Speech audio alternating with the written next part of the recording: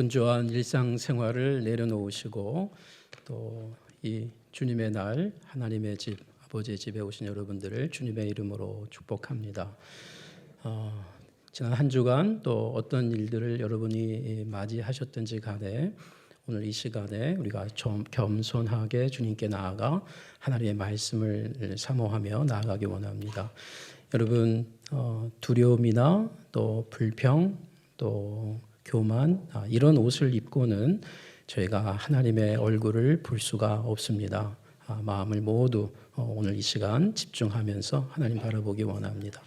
지금 이 시간에도 일부 예배를 드리고 열심히 여러분의 자녀들 또 어린 다음 세대 요즘 그런 말도 하더라고요. 다음 세대 그러니까 뭐 처음 그 다음에 다음이라고 생각하는데 이제 잘 안 다가오는 것 같아요. 그래서 자녀 세대 그럼 좀 다가오죠. 이 자녀 세대를 위해서 지금 열심히 봉사하는 선생님들 우리가 기억하기 원하고요.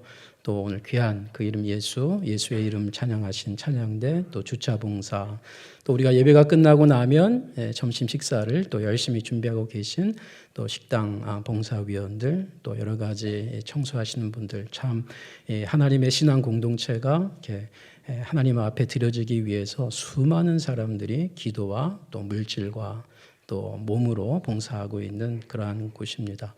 여러분들이 예배에 집중하기 위해서 모두 수고하시는 분들이죠. 그 예배 시간에 저와 여러분들이 이 자리에 있습니다. 저는 지난 시간과 동일하게 동일한 본문, 동일한 제목 처음 사랑으로 말씀을 나누겠습니다. 지난 메시지를 1분으로 좀 요약을 하면 이렇게 됩니다. 주님께서 예배소 교회와 또 우리를 향해서 내가 너희의 수고와 인내를 잘 알고 있다라고 하는 칭찬과 말 그대로 위로를 하고 계십니다. 굉장한 힘이 되는 것이죠. 동시에 책망을 또 주셨습니다. 그 책망이 굉장히 따가웠습니다. 너희가 처음 사랑을 버렸다 라고 하는 그 책망을 들었습니다. 여기서 말하는 처음 사랑은 이 에베소 교회에게 주었던 바울의 표현에 따르면 이 바울이 에베소에 편지를 보낼 때에 너희가 죄와 허물로 죽었던 너희를 하나님의 그 큰 사랑으로 인하여 우리 요한복음 3장 16절은 요한은 이렇게 하죠. 하나님이 독생자를 우리에게 주셨는데 이 같은 사랑이라고 그러죠. 그렇죠? 이와 같은 사랑 이게 표현하기가 어려운 거예요. 구체적으로 들어가 보면 이제 예수님이 십자가에 달리시기까지 하나님의 아들이 우리를 위하여 이제 죽었다는 그 하나님의 사랑입니다. 그 하나님의 사랑을 받은 그 사랑을 처음 깨달았을 때 흥분하고 감격하고 감사하고 그리고 울음과 함께 희한한 기쁨 그 울음 이후에 나오는 기쁨이 있었던 바로 그 사랑의 감격이죠. 그 사랑을 잊었다, 버렸다라고 하는 말씀을 나누었습니다. 그리고 이 하나님의 사랑이 사실 이 처음 사랑이 또한 하나님만 처음 사랑한 것이 아니고 그 사랑의 눈으로 그 사랑의 감격으로 주위의 사람들, 가족들, 친구들, 이방 관계요 원수 관계였던 이방인들까지 품을 수 있었던 그 놀라웠던 사랑. 그래서 이 처음 사랑은 하나님이 나를 사랑한 그 사랑, 그걸 깨달았던 사랑, 그 사랑으로 나도 괜찮은 존재구나. 나 굉장히 정말 사랑해야 될 존재구나. 나를 막대하면 안 되겠구나. 그리고 내 주위의 사람들도 사랑을 줘야 되겠구나. 그 처음 사랑, 순수했던 사랑을 말했습니다. 그런데요, 이 사랑을 망각하게 되고 버리게 되면 다시 말하면 내가 죄인이라는 사실, 내가 한때 죽었다라는 사실을 잊어버리게 되는 것입니다. 그래서 내가 죽었다라고 하는 그것이 점점 사라지면서 망각되면서 그 죽었던 나를 살리신 것도 망각되고 버리게 되는 것을 이제 이야기한다 그랬습니다. 여러분 오늘 집을 나오실 때 문 잘 잠그셨어요? 갑자기 또 그러고 보니까 좀 가스불 잘 끄셨어요? 뭐 사소한 거지만 요즘 전기값도 꽤 비싼데 전기는 끄고 오셨어요? 긴가민가 하죠. 근데 한 열의 7, 8은 가보면 꺼 있더라고요. 문 잘 닫았어요. 그런데 굉장히 좋은 거예요. 습관적으로 잘하는 것은 무의식적으로까지 될 만큼. 그런데 사실 여기 맹점이 있어요. 내가 껐는지 안 껐는지도 모르고 끈 거예요. 이게 여러분 좋을 때도 있지만 이게 예배로 치면 굉장히 무서운 거예요. 예배를 드리고 하는 내가 오늘 예배 드렸나? 내가 오늘 말씀을 받았는데 오늘 받은 말씀이 뭐지? 이거 월요일도 아니에요. 주일 오후쯤 되면 점심 먹고 난 다음에 기억이 안 나요. 내가 오늘 무슨 찬송 불렀지? 내가 오늘 간절하게 울면서 그래도 기도가 나 그 기도를 내가 뭘 했지? 기억이 안 나는 거예요. 마치 하나님의 사랑이 기억이 안 나는 것처럼 내가 죄인이었던 사실이 기억이 안 나는 거예요. 너무 전제가 되다 보니까 기억이 안 나요. 회복해야 된다. 그 말씀을 드렸던 겁니다. 여러분 이런 상황을 요한계시록 한 장 더 넘기면 3장입니다. 그쵸? 우리가 2장을 읽었는데 3장에 사대교회가 나와요. 이 사대교회를 향해서는 1절에 이렇게 얘기합니다. 네가 살았다는 이름을 가졌으나 죽은 자로다. 참 아이러니하죠. 여러분 성도가 누구예요? 죄와 허물로 죽었던 우리를 받은 살아난 사람들인데 지금 주님께서 교회의 주인께서 성도의 주인께서 뭐라고 그러냐면은 너희가 살아있는 이름은 가졌으나 죽었다. 이름은 분명히 그 이름인데 내용 껍데기를 보니까 죽어 있는 거죠. 아니 살려놨더니 오히려 죽었어요. 엄중한 경고입니다. 여러분 한번 생각해 보세요. 고민하다가 온라인 마트에서 광고를 잘 보고 이과에 살까 저과에 살까 하다가 사과를 샀어요. 그리고 기다리던 사과가 한 박스가 왔습니다. 앞에는 본대로 그대로 싱싱해요. 그리고 그 다음 줄을 보니까 막 썩어 있는 거예요. 얼마나 기분이 상합니까? 당장 전화하겠죠? 반품하겠죠? 여러분 우리가 주님 앞에 나올 때 겉모습은 괜찮은 것 같은데 이 속사람이 지금 병들어 있다 그러면 주님 우리를 향해서 뭐라고 하실까? 예배당에 나온 나의 헤어스타일이나 옷은 깔끔한데 내 속사람은 정리 안 된 뒤죽박죽 되어버린 냉장고 속처럼 되어 있다면 하나님 마음이 어떻겠습니까? 하나님 우리 중심을 보시는 분입니다. 여러분의 옷도 보실 수 있지만 중심을 보시는 분이에요. 그래서인지 어떤 분들은 교회 올 때 이제 봄부터 이 배꼽 티를 또 입고 오는 분도 있습니다. 내 중심을 보여드린다고. 오늘 우리는 2장 5절에 집중하려고 합니다. 지난주에는 2장 4절에 집중했죠. 에베소 교회의 영적 질병을 진단한 겁니다. 이 진단이 나왔어요. 진단이 뭐였죠? 너희가 처음 사랑을 잊었느니라? 아니에요. 처음 사랑이 잠시 왔다 갔다 하는 것 같다? 아니에요. 처음 사랑을 버렸느니라. 진단이에요. 그리고 나서 오늘 5절은 처방입니다. 영적 의사 대신 주님께서 처방전을 내리는 거예요. 여러분 병원 가시고 진료하신 다음에 지금 폐렴입니다. 지금 고지혈증입니다.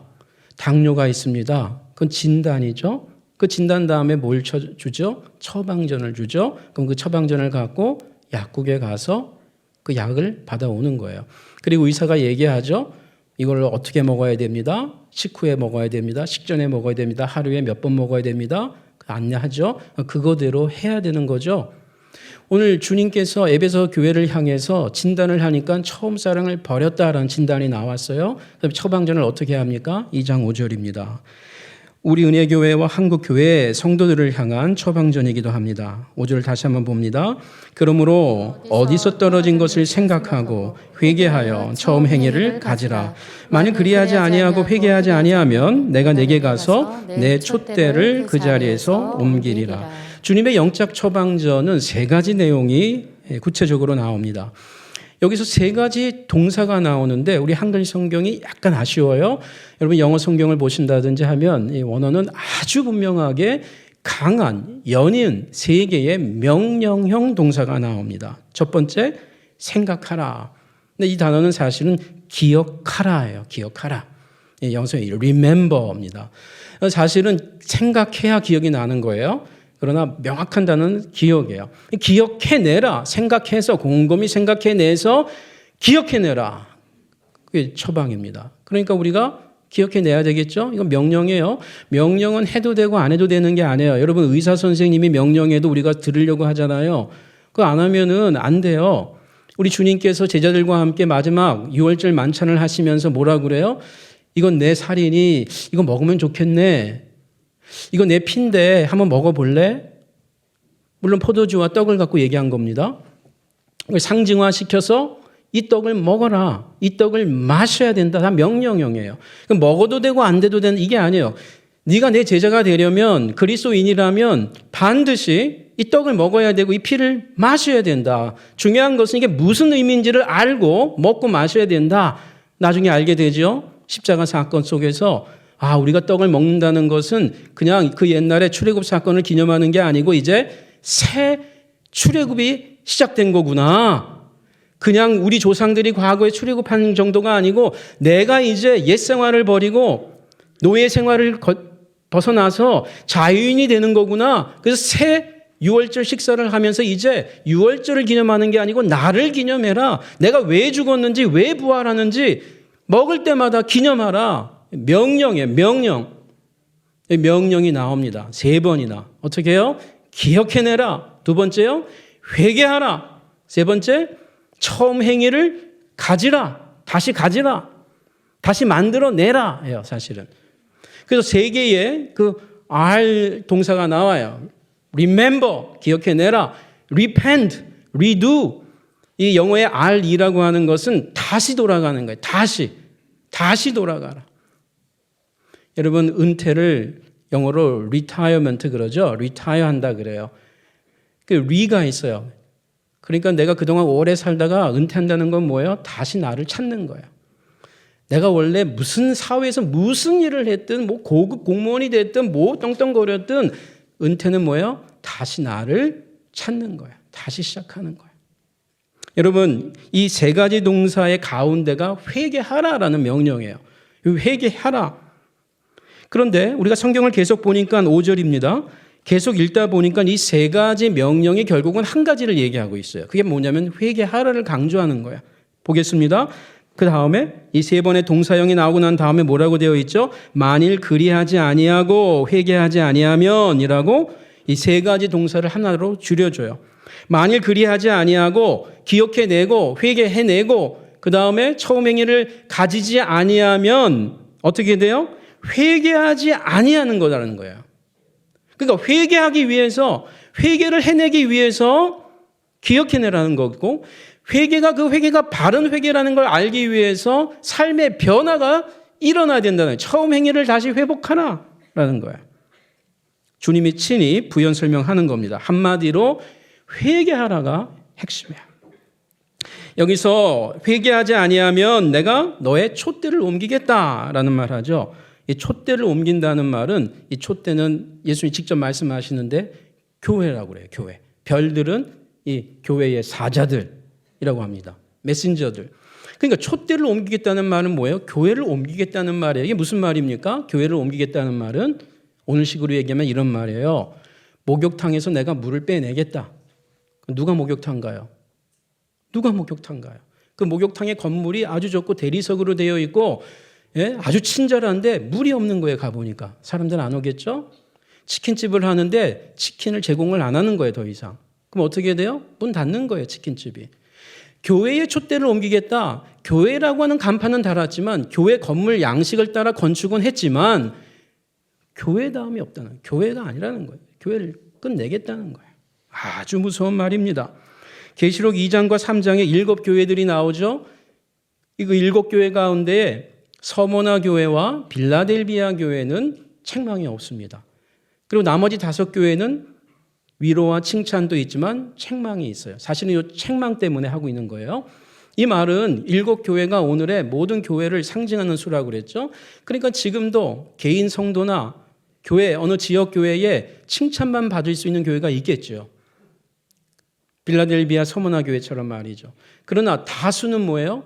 칭찬도 하고 위로도 하겠지만 지금 책망이 지금 강하게 있을 수밖에 없는 그런 확률이에요. 그런데 이 5교회들의 책망을 받고 있는 5교회들의 그 책망받는 진단들을 보면 그들이 걸린 영적 질병을 보면 조금씩 달라요. 그런데 기가 막히게 주님의 처방전은 똑같아요. 이런 거예요. 당뇨네요. 고지혈증이에요. 지금 칼슘이 부족해요. 지금 폐렴이에요. 그래 놓고 의사가 처방전을 똑같은 걸 주는 거예요. 그 말은 무슨 말이에요? 그 처방전의 약이 만병통치약인 거예요. 즉효로 효시가 있는 거예요. 아주 좋은 약. 이 약이 다 커버할 수 있는 능력이 있는 약인 거예요. 그러니까 이 약을 먹으라는 거예요. 그러니까 진단할 때 병은 조금 다르지만 처방전의 약은 똑같은 거예요. 여러분 7교회 가운데 5교회가 책망을 받는데 조금씩 다른데 주님의 처방전은 똑같아요. 그 똑같은 처방전이 뭐냐? 명령입니다. 회개하라! 라는 명령입니다. 똑같아요.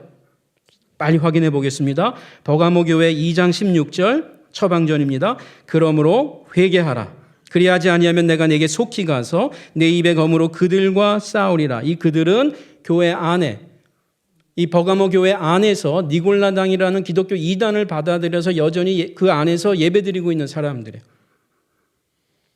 교회 안에 성도들과 싸우겠다는 거예요, 주님이. 근데 그 성도는 누구예요? 겉모양은 성도지만 이름은 가졌으나 성도가 아닌 거죠. 두아디라 교회 2장 21절에 보니까 내가 그에게 회개할 기회를 주었으되 자기의 음행을 회개하고자 하지 아니하는도다. 볼지어다 내가 그를 침상에 던질 터이요 또 그와 더불어 간음하는 자들도 만일 그의 행위를 회개하지 아니하면. 입술로 회개하는 게 아니에요. 이건 가짜 행위죠. 진짜 회개가 뭐예요? 행위로까지 나아가는 그 행위를 삶으로 변화가 일어나지 아니하면 큰 환난 가운데 던져지고. 사대교회입니다. 3장 3절이죠. 이 사대교회는 어떻게 진단을 받죠? 살아있는 이름을 가졌으나 죽은 자로다라고 하는 그 죽은 교회인데 여기에 처방전이 똑같아요. 그러므로 네가 어떻게 받았으며 어떻게 들었는지 생각하고 지켜 회개하라. 만일 일깨지 아니하면 깨어나지 아니하면 계속 잠자고 있으면 내가 도둑같이 이르리니 어느 때에 네게 이르는지 네가 알지 못하리라. 라오디게아 교회 3장에 가면 이 교회는 차지도 않고 뜨겁지도 않은 미지근해진 교회예요. 그러면서 이렇게 얘기합니다. 19절에 처방전. 물은 내가 사랑하는 자를 책망하여 경계하노니. 여기 위로가 있어요. 책망은 하고 있지만 사랑하니까 이 말을 한다는 거예요. 사랑하니까. 이걸 여러분이 신뢰하셔야 돼요. 믿으셔야 돼요. 내가 읽고 싶은 본문만 읽으면 안 돼요. 그러면은 유치원에 아이들만 모이면 굉장히 어려워요. 아이들이 많을수록 힘들어져요. 다 자기가 옳다고 하기 때문에. 그렇죠? 잘해야 되죠? 잘해야 됩니다. 자, 사랑하는 자를 책망하여 경계하노니 징계하노니 그러므로 네가 열심을 내라. 그 다음에 뭐예요? 회개하라. 볼지어다 내가 문 밖에 서서 두드리노니 누구든지 내 음성을 듣고 문을 열면 내가 그에게로 들어가 그와 더불어 먹고 그는 나와 더불어 먹으리라. 여러분이 마지막 라오디게아의 이 메시지가 말이죠. 문을 두드린다는 말, 누구의 문을 두드리는 거예요? 성도의 마음의 문을 두드리는 거예요. 예배드리고 있는 성도의 마음을, 기도하고 있는 성도의 마음을, 헌금하고 있는 성도의 마음을 누린다는 거예요. 지금 이 말이 우리가 주로 전도 쪽지에 이 말씀들이 많이 적혀 있는데 이걸 갖고 누구에게 주죠? 교회 안 나오는 분들에게 주니까 우리 성도들도 이 요한계시록이 본문의 문맥을 모르고 이게 그냥 불신자에게 불신자의 마음을 두드리는 거구나. 물론 당연히 불신자의 마음도 두드리죠. 당연하죠. 그런데 이건 1차적으로 누구부터 두드리는 거예요? 성도들의 마음을 두드리고 목사의 마음을 두드리고 장로의 마음을 두드리고 권사의 마음을 두드리고 전도회 회장의 마음을 두드리고 찬양 대원의 마음을 두드리고 그 말이에요. 오늘날로 얘기하면. 그런데 뭐예요? 마음을 안 여는 거예요. 문을 안 여는 거예요. 그러니까 어떻게 돼요? 함께 음식을 먹을 수가 없어요. 함께 주님과 교제가 안 되는 거예요. 목사님으로 오랜 세월 사역하시다가 은퇴하신 분이 있습니다. 그분이 하신 이야기입니다. 지난주 제가 있는 학교에도 하루 오셔서 체플 인도하시는데요. 김동원 목사님이라는 분입니다. 근데 이 김 목사님의 친구분이 오래전에 주일학교 교사를 이제 하셨는데 그 주일학교 교사의 5학년 반을 맡은 거예요. 김동원 목사님 친구분이. 그래서 이 친구들 어린아이들에게 이제 질문을 한 거예요. 교육 시간에, 주일학교 시간에. 너희들 어떻게 하면 천국에 갈 수 있지? 그러니까 아이들이 큰 소리로 잘 배운 거예요. 예수님을 믿으면 천국 가죠. 하나님 나라 가죠. 맞아. 그러면 너희들 어떻게 하면 지옥에 가지? 그러니까 애들이 갑자기 조용해진 거예요. 왜냐하면 지옥 간다는 찬양은 못 부른 거예요. 예? 여러분 주일학교 여러분 어릴 때 좋은 교회 다니셨으면 다 배웠죠? 예? 어떻게 해요? 돈으로도 못 가요. 하나님 나라. 힘으로도 못 가요. 하나님 나라. 어떻게 가요? 거듭나면 가는 나라, 하나님 나라. 믿음으로 가는 나라, 하나님 나라. 하나님 나라. 이걸 배운 거예요. 근데 어떻게 하면 지옥 가는지 이건 안 배운 거예요. 노래가 없어. 사실은 답은 아주 간단해요. 예수님 안 믿으면 지옥 가요. 이렇게 지금 선생님이 기대한 거예요. 그 답변을 못하고 있다가 초등학교 5학년 어린아이가, 여자아이가 갑자기 가만히 있으면, 그냥 가만히 있으면 지옥 가요. 그런 거예요. 이 선생님이 처음에는 그냥 웃고 넘겼는데 나중에 돌아오고 나니까 예수님 안 믿으면 지옥 가는 거야. 이렇게 했는데 지금 이게 너무 명답인 거예요. 이게 너무 성경적인 거예요. 그래서 친구인 그 유명한 김동원 목사님하고도 나눴다는 거예요. 가만히 있으면 지옥 갑니다.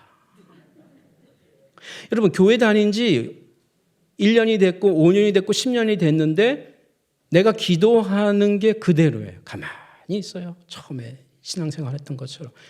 봉사하는 정도가 그대로예요. 일관성은 있어서 참 좋죠. 말씀을 깨닫는 것도 그대로예요. 이웃사랑도 가만히 있습니다. 근데 여러분 성도가 성장한다는 건 뭐죠? 이게 조금씩 진보한다는 거예요. 이전에는 내 옆에 있는 분이 이웃이라고 알았어요. 잘해줬어요. 그래서 성경을 읽고 기도하고 예배 생활을 하고 10년이 지나니까 이 교회 안 나오는 분도 이웃이네요. 그리고 좀 더 성경을 보니까 원수가 이웃이네요. 그리고 보니까 나하고 전혀 관계없는 원수든 사랑하는 관계도 아닌데 튀르키예 사람들도 지금 만난 사람도 내 이웃이네요. 이런 거 자꾸 알게 되는 거죠.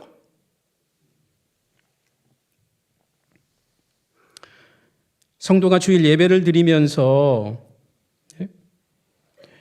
이 성장하는 것들이 있어야 되는데 여러분 그중에서요 정말 중요한 성장이 있습니다. 가만히 있지 않고 계속 성장하는 진보하는 게 있어요. 그게 뭐냐면 회개입니다.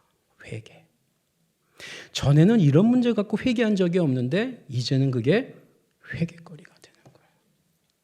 예수 믿고 얼마 안 됐을 때에는 5년 됐을 때에는 그게 죄라고도 생각이 안 드는데 성경을 읽다 보니까 이 거짓말도 죄네. 성경을 읽다 보니까 이게 마음으로 생각하는 것도 죄네. 성경을 읽고 말씀을 듣고 셀 모임에 참석하다 보니까 이게 너무나 많이 걸리는 거예요. 여러분 성경을 또 보니까 바울이 자주자주 험담하는 게 남을 이간질시키는 게 이거 계속하면 바울의 표현입니다. 그대로 하나님의 나라를 유업으로 받지 못하는 줄 알지 못하느냐. 이 남을 험담하는 게 이렇게 큰 죄라는 거를 안 보였어요, 전에는. 여러분, 담배, 술, 죄죠. 근데 여러분, 우리가 정직합시다. 담배, 술, 그렇지 중요하지 않아요. 굉장히 은혜 받으시는 것 같은데 그렇게 중요하지 않아요. 정말입니다. 바울은 사랑하는 제자 디모데에게 에베소에서 목회하는 우리 에베소서죠 지금 에베소에서 목회하는 에베소에게 편지 보내면서 너 건강을 위해서 포도주를 좀 마셔라 그래요. 너무 많이 마시지 말라는 말을 다른 데에서 해요. 교회의 직분자는 술을 너무 많이 마시면 안 된다. 그래 정직해야죠. 그런데 마시다 보면 내가 절제가 안 되니까 안 마시는 게 더 좋다라는 게 우리 옛날 선교사님들이 한국이 술 마시면 너무 잘 마시는 거예요. 선교사들이 보니까. 그래서 아예 못 마시게부터 한 거예요. 그때부터. 좋은 가르침이었습니다. 여러분 담배 마찬가지. 그런데 여러분 성경에서 담배 술 마시면 지옥 간다 이런 말은 없어요. 정말이에요. 그런데 내가 술 마시는 것 때문에 내 옆에 있는 성도가 시험에 빠지죠? 그럼 바울은 뭐라고 그래요? 그럼 고기 먹지 마라. 우상 제물에 고기 담배 피지 마라. 그 말이에요. 나는 괜찮아도 그게 성숙한 신앙이죠. 중요한 것은 바울이 성경이 말이죠. 이 거짓말과 남을 험담하는 것은 여기저기에서 매우 중요하게 다뤄요. 속사람의 변화에 있어서 말이죠. 근데 우리가 정죄하고 있는 실상의 죄악들은 그렇게 그런 게 아닙니다. 여러분 중요한 건 이거예요. 교회에서 예배드리고 가는데 회개가 없이 예배당 문을 나서는 거예요. 회개 없이 예배당 문을 나서는 겁니다. 이 말은 내가 아직 어린 성도구나 라고 생각하면 정확합니다. 회개 없이 예배를 드린다는 말은 여러분 AI가 예배를 드렸다라는 말과 거의 같은 거예요. 여러분 핸드폰 열어보세요. 핸드폰 열면 여러분보다 찬송가 더 잘 부릅니다. 박자도 짝짝 맞고 소리도 크고 성경도요 66권을 다 알고 있어요. 그래서 탁 피면 탁탁 나오고 큰 소리로 외쳐줘요. 성경을 핸드폰이 더 잘 알아요. 근데요 핸드폰에는 영혼이 없어요. 영혼이 없어요. 감사가 없어요. 핸드폰에는. 핸드폰에는 AI에는 회개를 찾을 수가 없어요. 하나님의 형상이 있는 자들에게만 있을 수 있는 게 사랑이고 미움이고 다툼이고 회개고 이런 것이에요. 예배 중에 감사도 없이 회개도 없이 가만히 있다가 예배드리고 나면 매우 위험하다는 말이에요. 어린아이의 말에 따르면 지옥에 간다는 거예요. 그냥 가만히만 있으면.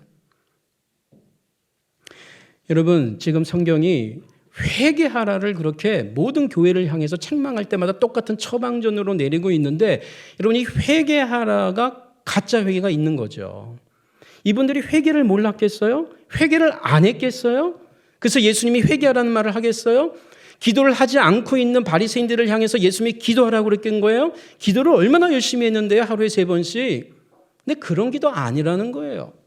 그런 예배 아니라는 거예요. 예배하는 자를 하나님이 지금도 찾고 있다는 거예요. 눈만 뜨면 예배드리고 있는 유대인들을 향해서 내가 지금 예배하는 자들을 찾고 있다. 어떻게 해요? 성령과 진리 안에서 예배하는 자들. 그냥 습관적으로 아무 생각 없이 왔다가 가만히 있다가 돌아가는 예배 말고 여러분 이 회개를 하기 위해서는 진짜 회개를 하기 위해서는 우리 주님께서 처방전에 뭐예요? 첫 번째 기억해내라. 생각하는 시간을 가져라. 먼저 생각해서 기억해내는 시간을 가지라는. 그래서 기억하고 생각하기 위해서 꼭 필요한 게 시간입니다. 어떤 시간이요? 나만의 시간, 홀로의 시간. 야복강의 야곱이 홀로 하나님을 만난 거죠. 홀로의 시간, 그 홀로의 시간에 주님의 손길이 느껴지는 거예요. 많은 사람들이 모여서 떠들고 얘기하고 좋아요. 특히 성도 간의 교제는 매우 중요한 거예요. 그런데 심지어 어떤 때에는 그 성도 간의 교제도 교제대로 중요하지만 나 혼자 독대해야 돼요. 그분이 중요할수록. 여러분 중요한 분을 혼자 만나면 더 영광 아니에요? 나하고 혼자 만나기 전에 가봤더니 다른 사람 같이 온 거야. 아, 좀 기분 세죠. 데이트할 땐 더 그렇고. 아, 데이트 하자고 해놓고 다른 여자를 데려왔네, 남자가. 힘 세는 거예요. 주님이 나하고 만나고 싶은 거예요. 내가 주님을 만나고 싶은 거예요. 그게 생각해내는 시간이에요. 기억해내는 시간이에요. 이걸 우리는 예배라고 하고도 이걸 또 기도라고도 말을 하는 거예요. 생각해내고 기억해내는 시간이 기도 시간이에요. 생각하고 기억해내는 시간이 예배라는 거예요. 그래야 예배 가운데 회개가 시작되는 거예요. 먼저 기억하고 그 시간을 내가 생각해내는 시간이 있을 때 회개가 비로소 가능한 거예요. 그래서 주님이 먼저 회개가 가장 중요하지만 기억해내라 라고 명령하는 거예요. 여러분 아히히만이라는 사람을 들어보셨죠? 이 사람은 나치 전범자입니다. 600만 유태인 학살을 할 때 아주 혁혁한 공헌을 세운 사람이에요. 근데 독일이 나치의 지하에서 전쟁에서 지고 난 다음에 패전국이 되고 많은 전범자들이 죽게 되었죠. 근데 이 사람은 피해 다니다가 시골 구석에서 살고 있다가 조용히 살고 있어서 20년 가까이 혼자 살고 있다가 이 나치가 이 독일이 대단한 국가입니다. 네, 계속 찾아낸 거죠. 네, 자기들의 잘못을 공개적으로 반성하기 위해서. 지금도 독일은 해마다 예루살렘 유태인들만을 위해서가 아니라 모든 침략한 국가들을 향해서 반성합니다. 이 일본하고 다른 거예요. 해마다 반성합니다. 해마다. 그런데 이 독일이 이 아히만을 찾아낸 겁니다. 또 다른 국가와 협조해서 그리고 재판대에 세웠습니다. 상징적으로 예루살렘에서 재판을 하게 됐습니다. 그리고 교수형에 처해졌겠죠. 그리고 형장의 이슬로 사라졌습니다. 이 아히만이라는 사람을 옆에서 계속 지켜본 이 한나 아렌트라고 하는 이 독일계 유태인이 있고, 이분이 정치 철학자인데 여성입니다. 아주 훌륭한 학자인데, 사회 철학자, 정치 철학자인데, 이분이 이것을 계속 참관한 거예요. 그 재판을 계속 몇 년 동안 참석하고서, 그리고 61년도에 아히만이 교수형으로 죽고 난 이후에 2년 후에 63년에 책을 하나 냈습니다. 그게 예루살렘의 아히히만이라는 책이에요. 그 내용의 아주 골재 중에 하나가 뭐냐 하면, 이 아히만이 궁금했는데, 어떤 사람 어떻게 600만을 학살할 만큼 주동을 했는지를 궁금했는데, 이 사람이 너무 착해 보이는 거예요. 외모가. 그리고 주위에 증언들을 세웁니다. 아히만이 본인이 지금까지 잘 살아왔고 회개했다는 걸 보여주려고 반성했다. 주위 이웃들 데려옵니다. 너무 착한 분이에요. 청소도 먼저 하고 너무 훌륭한 분입니다. 모든 증언이 다 좋은 말이에요. 그래서 이 한나 아렌트가 책에다가 이런 말을 씁니다. 아히만의 죄는 생각하지 않은 죄였다. 600만이 되는 이 민족이 다르다는 그 하나의 이유로 이렇게 독가스실에서 어린아이고 남자고 여자고 그렇게 죽여나갈 때 아무 생각 없이 그걸 할 수 있었다는 게 그게 죄였다라는 유명한 말을 남깁니다. 여러분, 부부가 10년, 20년을 살아도 이 남남 같을 수 있는 것은 서로 대화가 없으면 그런 겁니다. 그렇죠? 서로 생각을 하는 거죠. 그냥 무슨 얘기하면 바로 반사적으로 얘기하는 게 아니고 왜 저 말을 했지 오늘? 하면 생각을 하는 거예요. 그 말을 생각하는 거예요. 왜 저렇게 행동을 하지? 생각해내는 거예요. 그리고 이전에 했던 그 행동들, 말들을 기억해내는 거예요. 무슨 말을 할 때 짜증을 내고 무슨 말을 할 때는 안 좋아하는지를 기억해내는 거죠. 그러면서 부부가 같은 공간에서 30년을 살았다고 친해지는 게 아니에요. 30년을 살았지만 원수처럼 지내는 사람들도 많습니다. 그냥 어쩔 수 없이 이혼하지 못하고 사는 사람들 많단 말이죠. 같은 공간에서 직장을 다니는 부부가 행복할 수 있어요. 그런데 어떤 경우는 너무 괴로운 부부도 있습니다. 같은 공간에서 밥 먹고 헤어져야 되는데 안 봐야 되는데 한 10시간은 안 봐야 되는데 밥 먹고도 또 봐야 돼. 그게 굉장히 행복하면서도 불행할 수도 있는 거예요. 그렇죠? 참. 그런데 모여서 사무적인 얘기만 하는 거예요. 그 같이 일하는 얘기만 하는 일 얘기만 하는 거예요. 뭐 와서 어떻게 뭐 같이 컴퓨터 일을 하면 컴퓨터 얘기만 하는 거죠. 뭐 그거 해왔어, 뭐 이거 했어, 이메일 왔어, 뭐 이런 얘기만 하는 거죠. 그리고 집에 오면 어떻게 해요? 피곤하니까 또 먹고 자겠죠.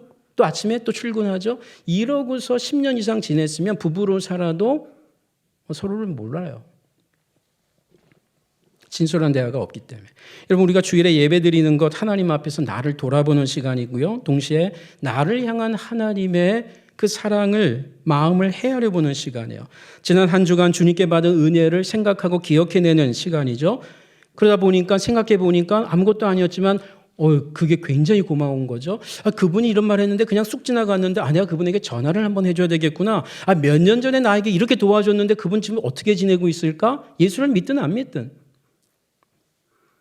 그러면서 일상이 기적이고 하루하루가 모두 은혜라는 걸 깨닫게 되는 거죠. 그러다 보니까 가까운 내 배우자의 마음도 내 자녀의 마음도 헤아리면서 내 마음의 눈이 열리는 거죠. 어떻게 시간을 좀 따로 떼내서 내 가족만 생각하는 시간을 갖는 거예요. 그러다 보니까 이런 일이 있었구나. 내가 이번 주에는 월요일 날, 화요일 날 퇴근하고 집에 가면서 내 아내가 좋아하는 베스킨라빈스 아이스크림을 좀 사야 되겠다. 그러면은 아내가 또 그걸 딱 받으면 고마워요 하면 되는데 웬일? 그러면 또 싸움 나는 거예요. 모처럼 마음 먹고 기억해내서 좋아하는 거 사왔더니 웬일 어휴 해가 서쪽에서 뜨겠네. 아내는 아내대로 주일날 예배 드리면서 남편이 고마운 거예요. 생각해 보니까 그때 그 힘들 때 버텨주고 한 거 너무 고마운 거예요. 그러니까 남편 오기 전에 된장찌개를 하나 잘 끓여놓고 거기에 평소보다 조금 더 넣고 따뜻한 밥으로 찬밥 냉장고에 데워 이게 아니고 따뜻하게 지친 남편이 오니까 너무 고마운 거죠. 말은 못해도 경상도 남자에서 말은 못하는데 고마운 거예요. 그런데 악한 영들은 성도들의 이런 꼴을 못 봅니다. C.S. 루이스가 스크루테이프의 편지라고 하는 그렇게 크지 않은 책인데 거기에 보면은 이 사단과 그 사단의 조카 스크루가 해갖고 그 얘기가 나옵니다. 아주 대단한 책입니다. 지금도 많이 읽히는데요. 이 책을 보면은 성도들이 하나님 앞에 가까이 가는 것들을 못 가게 하는 게 이 악한 영들과 사단의 이 영원토록의 전략이고 작전이에요. 이게 나옵니다. 그러니까 이런 거예요. 지금 제가 그래서 성도들은 이런 꼴을 못 봐요. 성도들이 부부가 가깝게 지내고 가족이 평안하고 친하게 서로 희생하고 이런 거 못 봐요. 성도와 성도끼리 용서하고 이런 걸 보지를 못합니다. 주일 예배 시간 성도가 하나님께 집중하지 못하도록 금요일 저녁부터 작업에 들어갑니다. 악한 영들이. 토요일은 하루 종일 심지어 주일 예배 시간에도 쉬지 않습니다. 하나님만 졸지 않으시는 게 아니고 사탄도 졸지를 않아요. 우리하고는 다른 영적 실제예요. 예배 가운데에도 갑자기 내가 오늘 이 옷이 좀 별론 것 같네 하면서 갑자기 옷 생각만 해요. 내가 왜 이 구두하고 이거하고 좀 안 맞는데 내가 좀 그렇네. 오늘 헌금 시간엔 또 얼마를 해야지? 안내위원이 오늘 왜 갑자기 날 보고 비웃지? 비웃던 것도 아니에요. 그냥 똑같이 평상시하고 인사했는데 비웃는 거, 그럼 그걸 자꾸 묵상해. 오늘 이 예배 끝나고 나면은 그 오늘 식당 메뉴가 또 뭐가 나오지? 그 짠 건 좀 안 나왔으면 좋겠는데 막 이런 걸 자꾸 묵상하고 또 묵상해요. 그러다 보니까 예배에 집중하지 못하고 90분을 멍하게 그냥 가만히 아무 생각 없이 예배 드리다가 예배당을 떠납니다. 성도 여러분, 예배는 극장에 가서 영화 한 편 보는 것이 아니에요.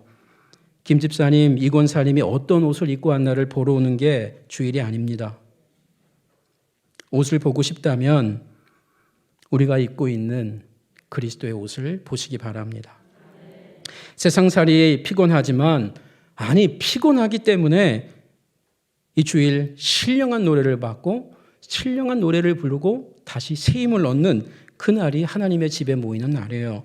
캄캄한 내 삶에 등불대는 주님의 말씀을 듣고 한 주간 또 담대하게 살아내는 시간, 그걸 위해서 예배 드리는 거예요. 질병 중에 있는 나에게, 경제적 위기 가운데 힘들어하는 남편에게, 수학 영어 점수가 잘 오르지 않는 내 자녀에게 주님으로부터 예배 가운데 그래도 너는 내가 사랑하는 내 자녀야 라는 음성을 듣기 위한 날이 주일입니다.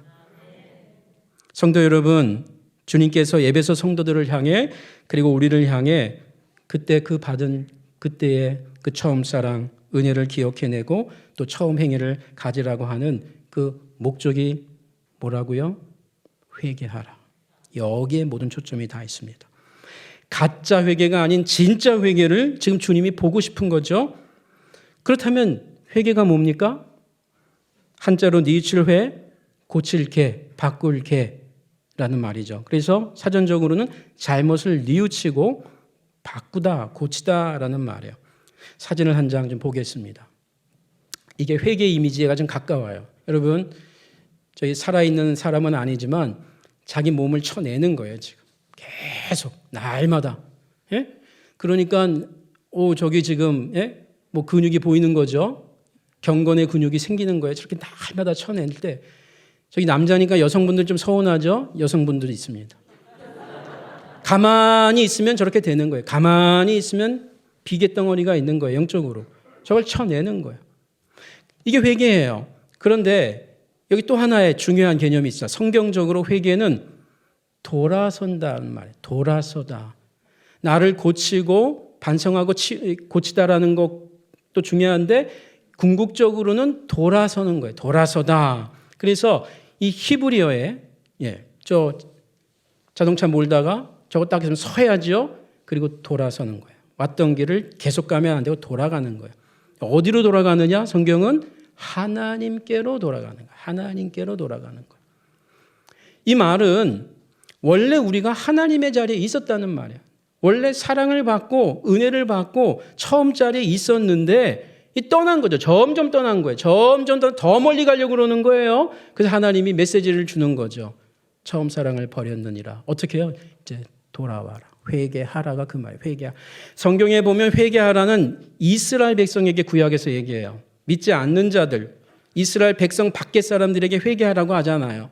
신약에도 회개하라는 성도에게 주로 해요. 성도가 아닌 사람들에게는 주로 믿으라라고 하고요. 회개는 성도가 하는 거예요. 그 말은 무슨 말이에요? 성도가 점점 하나님과 멀어질 수 있다 없다? 있다. 어느 순간에는 하나님이 내 옆에 있는 줄 알아요. 그런데 하나님 저쪽에 계신데 돌아오라는 겁니다.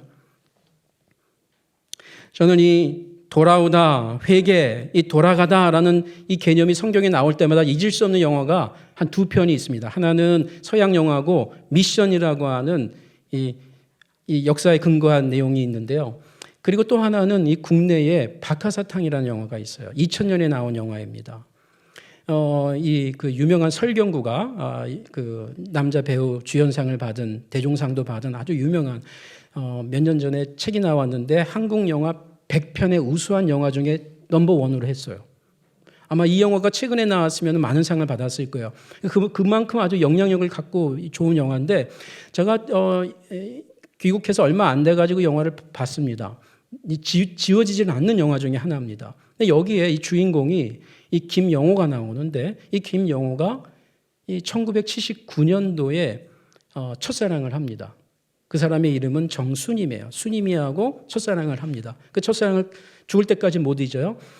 그런데 좀 사귀고 있다가 특히 이 수님이가 더 좋아했어요.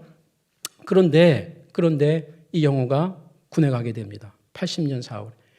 가서 한 달도 안 돼서 광주에 사태가 일어납니다. 민주화 운동이라고 우리가 얘기하죠. 거기서 함께 투입이 됩니다. 군인이니까, 쫄병이니까. 그러다가 뭐 사람들도 민간인도 죽이는 게 막 나와요. 예. 그러다가 한 여자 고등학교 학생이 막 벌벌벌 떠는 걸 보게 됐어요. 그거를 딱 영호만 본 겁니다. 그 영호가 빨리 가라고 살려주려고 보내는데 이거 신호를 하기 위해서 다른 군인들이 못 보도록 일부러 총을 떨면서 빵 쐈는데 그 여학생을 죽인 거예요.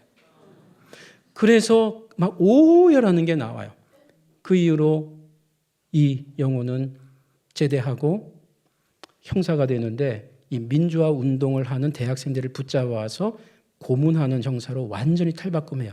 자기 옛날에 순수했던 대로 갈 수가 없는 거예요. 너무 자기가 힘들어서. 그 순수한 사람이 그런 큰 잘못을 저지르면 너무 무너진 거예요. 그래가지고 아주 극악한 형사가 돼요. 고문만 하다. 그러다가 그걸 때려치우고 물론 그 사이에 결혼도 하고 그 결혼하다가 또 자기 비서와 불륜도 저지르고 가구점을 하는데 아주 잘 됩니다. 돈을 많이 법니다. 그러다가 IMF를 만나요. 쫄딱 또 망해요. 그러다가 힘들게 살고 있는데 가족으로부터 헤어지고 이혼당하고 그런데 자기가 첫사랑 정수님이라고 하는 그 남편이 찾아왔어요. 그러면서 자기 아내 수님이 지금 이제 임종 직전인데 당신을 좀 봤으면 좋겠다. 그래서 영호가 찾아갑니다. 그때 박하사탕을 가지고 가요. 그 박하사탕이 그 첫사랑 수님이가 군에 있을 때 편지마다 하나씩 넣어준 사탕을 갖고 있는 거예요. 그래서 웁니다. 수님이 의식이 없어요. 펑펑 울다가 나옵니다. 그리고서 본인이 수님을 처음 만났던 그 강변의 철로 위에 올라가서 이렇게 외쳐요. 나 돌아갈래. 나 다시 돌아갈래. 이렇게 크게 외칩니다. 나 다시 돌아갈래. 그러다가 죽는 것으로 끝나요. 자기 극단적 선택을 하고. 여운이 많이 남는 영화입니다. 제가 기독교인으로서 봤을 때 안타까움이 일반 인간으로서도 제가 오늘 이 말씀을 준비하면서 그게 영화가 또 떠오르는 겁니다. 돌아갈 기회가 여러 차례가 있었어요. 영호에게. 여러 차례가 수님이 또 찾아왔어요. 그런데도 자기가 너무 더러워진 손 때문에 이 수님이 첫사랑 때 영호에게 영호 씨는 손이 너무 아름답네, 이쁘네요, 여자처럼 했는데 그 손이 너무 더러워진 거예요. 그래서 받아들이질 못해요. 여자는 계속 기다리는데 또 다른 기회가 있어. 또 다른 기회가 있어. 계속 넘기고 마지막에 뭐예요? 나 다시 돌아갈래 하고. 여러분, 그 당시 하나님을 믿고 있던 유대인들에게 예수님께서 처음 외쳤던 메시지가 뭔지 아시나요? 회개하라, 천국이 가까이 왔다. 여러분, 그 당시 나라를 잃어버린 그 척박한 이스라엘 땅의 이스라엘 백성들에게 할 말이 얼마나 많아. 예수님이 위로하고 싶지 않았겠어요? 위로를 주고 싶었겠죠. 그리고 기뻐하라, 감사하라, 이제 됐다, 천국이 가까이 왔다, 이래야 되는데 주님은 뭐라고 그래요? 그 힘든 이스라엘 백성들에게 회개하라. 왜냐하면 하나님의 나라가 가까이 왔기 때문에. 이 말은 여러분이 감사를 느끼기 위해서도, 이스라엘 백성들이 여러분이 기뻐하기 위해서도, 여러분이 위로받기 위해서도 먼저 하나님께로 돌아와야 됩니다. 어느 순간 여러분의 삶 가운데, 예배 가운데, 성전 예배 가운데, 회당 예배 가운데 하나님이 삭제되어져 버렸는데 하나님을 말은 하지만 하나님을 다시 찾으세요. 그러면 그 다음부터 감사도 생기고 기쁨도 회복합니다. 그 말입니다. 근데 여러분, 왜 이스라엘 백성들이 왜 하나님께로 못 따라갔을까요? 예수님께서 회개하라, 천국이 가까이 왔다라고 할 때에는 하나님의 아들로 온 자기의 사역과 삶을 통해서 하나님을 보여주고 있는 건데, 이스라엘 백성들은 예수를 보면서 하나님의 아들로 보이지가 않아요. 너무 비천하고 너무 초라하고 볼품없고 냄새나고. 그러니까 하나님께로 돌아가기 위해서는 예수께 가야 되는데, 예수를 인정하고 받아들여야 되는데 예수를 볼 때는 하나님이 있을 수가 없는 거예요. 하나님이 여기 계신데 일로 와라 그러면 왜 안 가겠어요, 사람들이? 영이신 하나님이 안 보이잖아요. 여러분, 하나님으로 돌아가기가 지금도 어렵습니다. 왜 어렵습니까? 하나님이 지금 여기 우리 강대상 앞에 계시면 다 올 거예요. 하나님, 주님 하고 올 거예요. 근데 왜 어려워요? 영이신 하나님이 지금 내 남편 안에 있거든요. 예수 믿는 내 아내 안에 있거든요. 예수 믿는 내 아들 안에 있거든요. 내 딸 안에 있거든요. 내 시부모 안에 있거든요. 내 며느리 안에 있거든요. 안 돌아가는 거예요. 주님이 그 안에 계시는데 본체만 채 하는 거예요. 하나님께 돌아갈 수가 없는 거예요. 그러니 회개하라, 천국이 가까이 왔다라고 할 때에 그 돌아가기가 어려운 거예요. 왜 어려워요? 생각을 못하니까. 성도 여러분, 마무리하겠습니다. 요즘 우리는 무슨 생각에 사로잡혀 있습니까? 하루를 돌아볼 시간도 없이 왜 이렇게 바쁜 것입니까? 가만히 있으면 지옥 갑니다.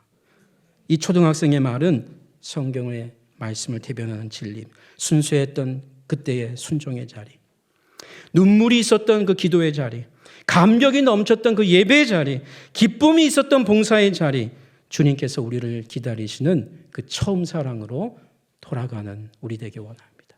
모두 일어나시겠습니다.